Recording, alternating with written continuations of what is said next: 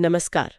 आज हम इचिरो किशीमी और फुमिताके कोगा की किताब the courage to be disliked यानी नापसंद होने का साहस के एक दिलचस्प सारांश पर बात करेंगे। हाँ, ये एडलेरियन मनोविज्ञान के कुछ अहम सिद्धांतों को सामने रखता है।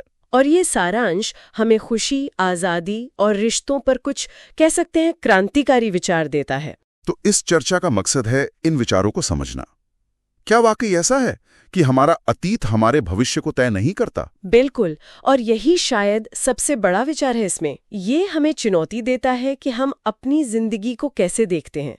मतलब सारांश के हिसाब से पुरानी बातों या ट्रॉमा को दोष देने के बजाय हम अपनी आज की जीवन शैली, अपना व्यवहार वो खुद चुनते हैं। ये तो बहुत बड़ा दावा है। मतलब सारांश के अनुसार ट्रॉमा असल में सिर्फ एक व्याख्या है, कोई पत्थर की लकीर नहीं। सही कहा। एडलर की सोच यही है। जिससे हम ट्रॉमा समझते हैं वो घटना का असली सच नहीं, बल्कि हमारा उसको दिया गया मतलब है, हमारी व्याख्या है। और क्योंकि ये हमारी व्याख्या है तो इसे बदलने की ताकत भी हमारे ही पास है। हम अतीत के कैदी नहीं हैं। हम हर पल अपनी जीवन शैली चुन रहे हैं। तो मतलब फोकस कारण पर नहीं बल्कि उद्देश्य पर है कि हम आज क्या चाहते हैं। ये तो काफी एम्पावरिंग लगता है। हाँ, बिल्कुल। ये स्वीकार करना कि हम अपनी प्रतिक्रियाएं चुन सकते हैं, ये हमें ताकत देता है, लक्ष्य बनाने की, वर्तमान में बदलाव लाने की। लेकिन फिर अगर अतीत वजह नहीं है तो हमारी जो चिंताएं होती हैं, असुरक्षाएं, वो कहाँ से आती हैं? सारांश इस पर भी कुछ कहता है ना? हाँ, बिल्कुल। और ये एक और चौंकाने वाला विचार है कि हमारी लगभग सभी दिक्कतें, चाहे वो कॉन्फिडेंस की कमी हो या चिंता, वो असल में हमारे आपसी रिश्तों की समस्याएं हैं। सभी? ये कैसे? हाँ, हम खुद की तुलना दूसरों से करते हैं। हमें लगता है हमें उनकी हाँ में हाँ मिलानी चाहिए, या हम डरते हैं कि वो हमें नापसंद ना कर दें। ये सब रिश्तों का ही खेल है। ये भी सोचने वाली बात है। तो क्या इसका मतलब ये हुआ कि अगर हम एकदम अकेले हों तो कोई समस्या ही नहीं होगी? थियरी में शायद हाँ, लेकिन हम इंसान हैं, हम समाज में रहते हैं। तो एडलर ये नहीं कहते कि अलग थलग हो जाओ। वो कहते हैं समझो कि ये उलझनें आती कहाँ से हैं, और यहीं पर कार्यों का विभाजन का आइडिया आता है। कार्यों का विभाजन, सेपरेशन ऑफ टास्क्स, ये क्या है? हाँ, इसका मतलब है अपनी जिम्मेदारियों और दूसरों की जिम्मेदारियों में फर्क करना, साफ लाइन खींचना। जैसे पढ़ना स्टूडेंट का काम है, वो पढ़ेगा या नहीं ये उसकी जिम्मेदारी है। पेरेंट्स की उम्मीद या चिंता उनकी अपनी है। अच्छा। या जैसे कोई आपको पसंद करता है या नहीं, ये उस इंसान का काम है, ये आपकी जिम्मेदारी नहीं है।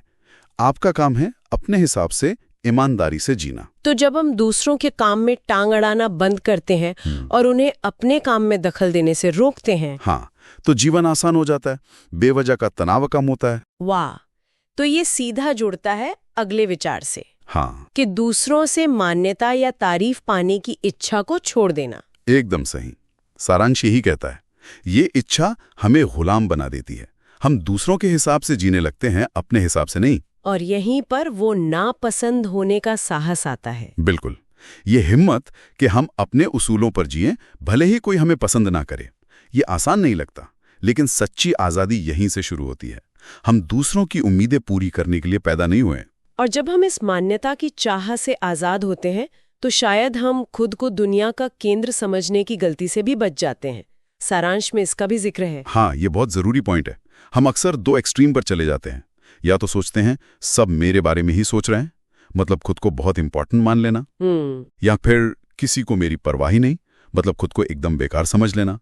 दोनों ही सोच हमें दुखी करती हैं, अकेला महसूस कराती हैं। तो इसका हल क्या बताया गया है? हल है सामुदायिक भावना, कम्युनिटी फीलिंग। खुद को एक बड़े समाज का, एक समुदाय का बराबर का हिस्सा समझना, न किसी से ऊपर न नीचे, एक टीम के सदस्य की तरह। हाँ, बिल्कुल। ये महसूस करना कि हम सब जुड़े हुए हैं, एक दूसरे पर निर्भर हैं, और हम सब मिलकर कुछ अच्छा कर सकते हैं, योगदान दे सकते हैं। इससे अपनेपन का एहसास होता है, शांति मिलती है। तो ये सारे विचार, अतीत से आज़ादी, रिश्तों को समझना, काम बांटना, तारीफ की इच्छा छोड़ना और समुदाय से जुड़ना, ये सब हमें कहाँ ले जाते हैं? खुशी की तरफ। हाँ, और सारांश के मुताबिक खुशी कहीं दूर भविष्य में या बीते हुए कल में नहीं है, वो अभी है, इसी पल में। एडलर की सोच यहाँ और अभी, माने हियर एंड नाउ पर बहुत जोर देती है।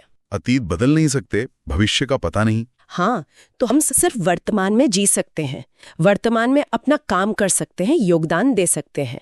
खुशी कोई मंजिल नहीं है, बल्कि उस रास्ते पर चलने का एहसास है। तो संक्षेप में कहें तो ये पूरी सोच हमें अपनी जिंदगी की ड्राइविंग सीट पर वापस बिठाती है। अतीत की कहानियों को छोड़कर, रिश्तों को बेहतर समझकर, दूसरों की राय की परवाह किए बिना, समुदाय का हिस्सा बनकर और पूरी तरह से आज में जीकर। बिल्कुल सही कहा। ये विचार हमें सोचने पर मजबूर करते हैं कि हम आज़ादी और खुशी को कैसे देखते हैं। और यहाँ एक सवाल शायद हम अपने श्रोताओं के लिए छोड़ सकते हैं। हाँ, जरूर। अगर सच्ची आज़ादी नापसंद होने के साहस से आती है, तो आज अपनी रोज की जिंदगी में हम ऐसा कौन सा एक छोटा सा, बिल्कुल छोटा सा कदम उठा सकते हैं जिससे हम अपने किसी उसूल पर टिके रहने की प्रैक्टिस करें, भले ही उसके लिए हमें सबकी सहमति ना मिले।